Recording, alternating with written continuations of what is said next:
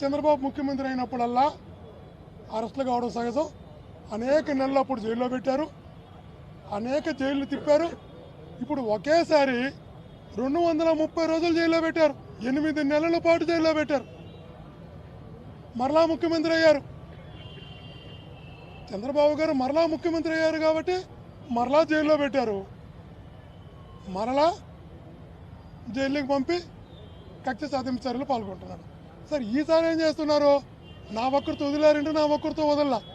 ఈసారి జగనన్న మా లీడర్ జగనన్న నా కొడుకుని చంద్రబాబు సొంతూరికి మా పార్టీ తరఫున ఎమ్మెల్యే అభ్యర్థిగా పెట్టాడు.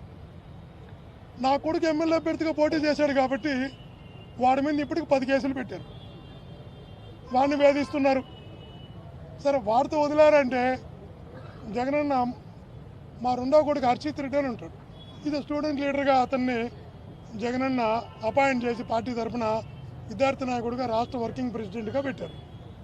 వాడు రాష్ట్ర వర్కింగ్ ప్రెసిడెంట్గా విద్యార్థి నాయకుడు అయ్యాడని ఇప్పుడు వాడి మీద కూడా కేసులు పెట్టారు, వాడిని అరెస్ట్ చేస్తామంటున్నారు.